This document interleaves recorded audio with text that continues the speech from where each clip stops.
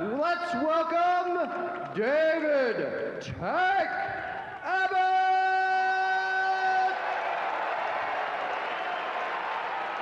And his opponent, standing to my right, please welcome Yoji Anjo! Undoubtedly, David Tank Abbott has the size advantage, coming in at 275 pounds to the 220 reported on Anjo. 2 inches taller is Abbott, 2 years older is Abbott, much more experienced in the octagon is Abbott. Joe Hamilton officiated the first match, now inside the octagon, the third man in the octagon with Abbott and Anjo, our referee, Big John McCarthy. Are you ready? Are you ready? Let's get it on! And there it is. It is time to get it on. The first match of the heavyweight tournament. Abbott would like to strike and strike quickly. He puts him up against the fence. Watch for Tank Abbott to try to... He lifts him and jams him down. Abbott attacking near the fence and gets a shot in on Anjo. That was a good, solid right hand to Anjo's head. And now with the left comes Tank Abbott. And the right with an elbow strike. Anjo puts Abbott in the guard. He's doing his best to cover up. Delivering rights and left on Yoji Anjo.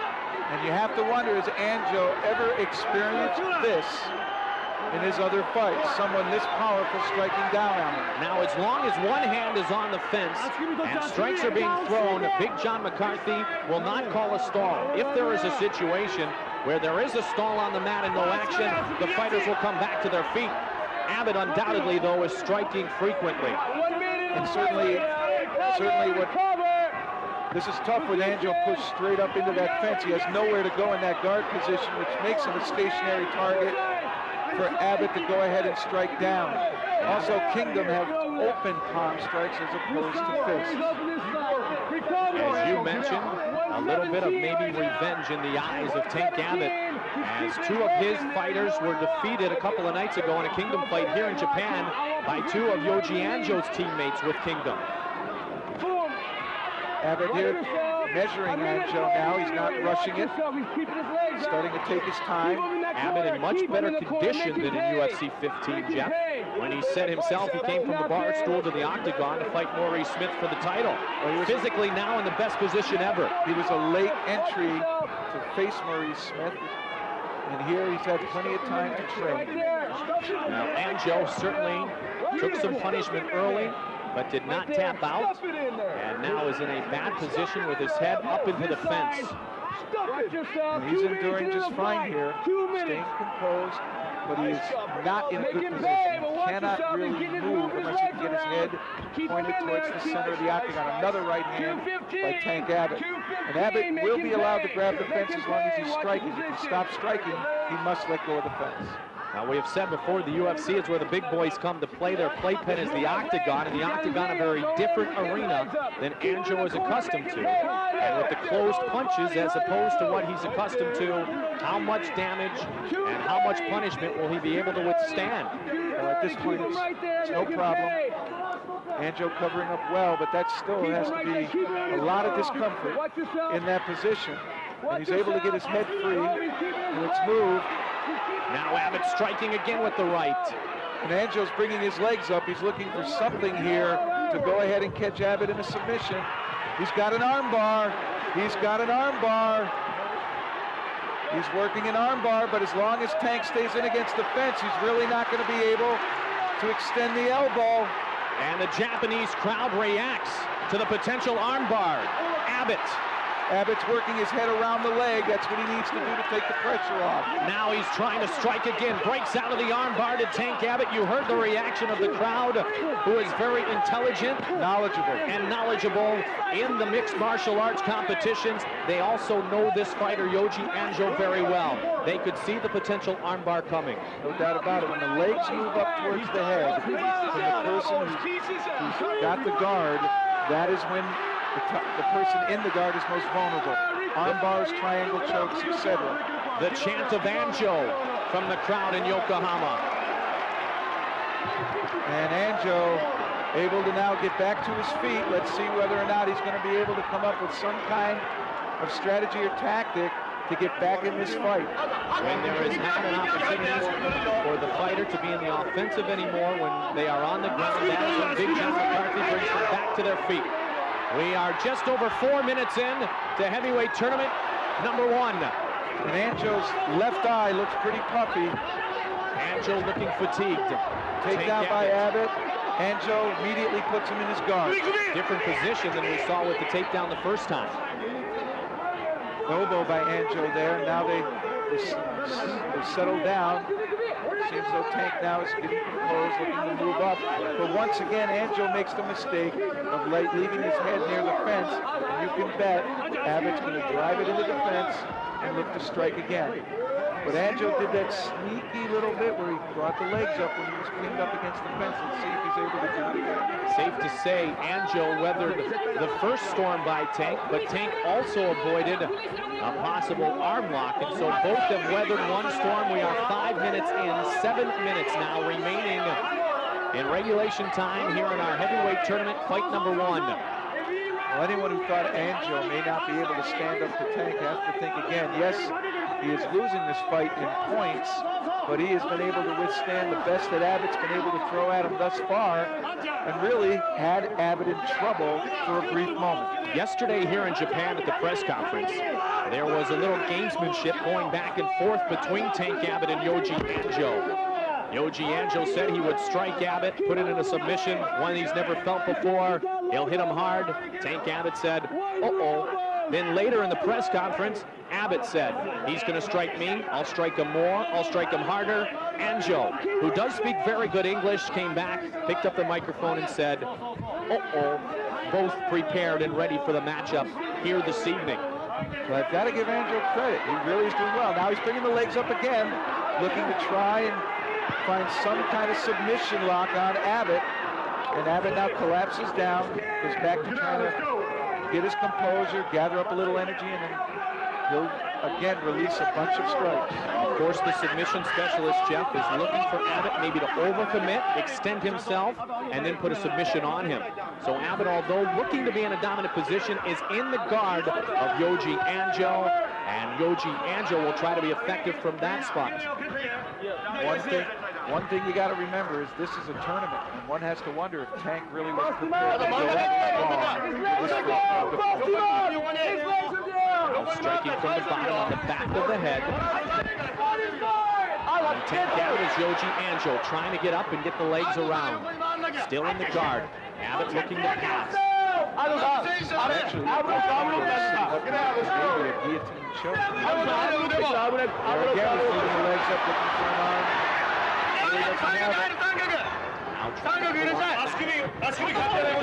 That's to keep Abbott from raising up like that right now and strike. He survived in his guard very well. 7 minutes. Right. Regulation time. Abbott with some more strikes to the right head. To the right side with the right hand, Tank Abbott. It really does appear here that Tank is unable to pass Anjo's guard. Totally unsuccessful. He is scoring with some of those punches, and some of them are very clean, but those, even though they bother you, aren't real bad hits. I'd hate to be the one receiving them, Mike, but those really aren't that bad. Remember, no headbutting any longer, no biting, no eye gouging, no fish hooking, no hair pulling. Groin strikes, no small joint manipulation, no pressure, point strikes, no elbows to the back of the head and neck, and no kicking when a man is down or to the kidneys. We have seen none of that yet in our alternate, nor our first matchup here in the heavyweight tournament between Tank Abbott, the street fighter, 32 years old, and Yoji Anjo, the 30-year-old from here in Tokyo. John McCarthy very close to the action. We'll see if there is an opportunity again where neither fighter can take an advantage from the ground if indeed they'll get stood back up. That has happened once already. Tank just doesn't seem to it seemed as though Tank was resting, trying to gain his composure. I tell you what, Tank's not performing my but it's clear Tank has spent a lot of energy. So has Anjo. The winner of this will be continued going into their second round, possibly at the heavyweight tournament. Under 3 minutes left. Anjo back up with Tank Abbott for the second time. Abbott settles in the best position, conditioning-wise of his life. Takes 2 leg strikes, tries to counter with the arm strikes. And Anjo seems to have some good energy and is able to stay outside of Tank. Oh, pretty good right hand. Moved in, and now with the leg strike again. It's answered by Tank Abbott. Abbott shoves him into the octagon. About 2 minutes now left here in regulation time. Tank doesn't need to take him down. He's scoring well on his feet when he goes down. He gets tied up in this guard. Certainly Anjo's been totally ineffective at hurting Tank from the guard. Has had those opportunities. One really good one for the armbar, but since then he's really been unable to muster any energy or really any effective attack from the bottom. Jeff, we saw Tank lean down to the knees for just a moment when the fighters were up. Somewhat fatigued, obviously, but you never know with any of our competitors out here when they lean down if they're not trying to play a little possum and bring that guy in to strike and then counter back. I believe a lot of people thought Tank would handle Anjo within just a couple minutes with his powerful strikes, but Anjo in that submission wrestling, he understands the guard, he understands defense, and really never having faced closed fists, he's weathering the strikes of Abbott very, very well. And the strikes came with flurry in the beginning of this matchup. And that's when Tank, as he would like to do with most fights, tried to put it away. But Tank, a much more patient and more disciplined fighter than the man who first came in as a rough and raw fighter. The transformation of David Tank Abbott into more of a competitor in this event has been one that he has taken a lot of pride in. Under 1 minute left here in our heavyweight tournament, battle number 1. The evolution to incorporate more technique for Tank Abbott shows his patience in the guard, trying to get some of his wind and energy back. Well, he needs to be careful again. If he's going to leave his right arm there, you can tell Anjo's looking to try to bring the leg up. He's pinned up against the fence again. And if Abbott raises up to the line, extends that arm, he might find himself again battling against an armbar. 30 seconds away from an overtime period, which would last 3 minutes. Anjo is bloodied up. Abbott trying to pass his guard again. Anjo up high. Abbott delivers a couple of rights as they are up against the fence in the octagon. 750 square feet, 32 feet across, occupied by 2 dominant competitors in 12 minutes, comes to an end. A 3-minute overtime looms ahead. Well, certainly I think Abbott is tired. His offense sort of slowed down there at the end, though he was able to strike Anjo there in the last few seconds, but give Anjo a lot of credit. Tank still on course, seeking his first UFC title. The criteria for a judge's decision: aggressiveness, striking, and grappling. Mr. Fukasi from Shuto, Japan's fighting organization, John Peretti, former kickboxing champion and Gene Lavelle grappler, and Joe Hamilton, our alternate referee with over 20 years experience in the martial arts, are the judges for tonight's contest. Big John McCarthy, of course, the UFC chief referee, set to get the overtime period underway. 3 minutes remains. Abbott and Anjo. Abbott the brawler, Anjo the submission grappler, but certainly Tank has tried to improve his boxing skills working with Jesse Reed. He's been able to strike Anjo from both the guard and on his feet. I believe he leads this fight right now. But certainly I think he has gone a lot longer than a lot of fans felt in the United States, and probably a lot longer than Tank felt this would last. Oh, a knee by Anjo. Anjo trying to deliver the kick. Tank, when he leaned in, delivered a shot. Neither really connected. Now he's jammed down tight. And Tank Abbott back on top of Yoji Anjo. And again, it's up by the fence. You would think Anjo would try to keep it near the center where he doesn't get pushed into the fence, a position he really can't improve from. Halfway in the guard here, Jeff, is Tank Abbott. Now a shot from the bottom, doing no damage to David Abbott, the 32-year-old. The brawler from Huntington Beach has no love or respect for the martial arts or their practitioners. He loves to compete in this event. The ultimate showcase for the ultimate in fighting, Ultimate Japan. For the first time, the UFC going global. There you get a look at one leg in the guard. The half guard being applied by Yoji Anjo.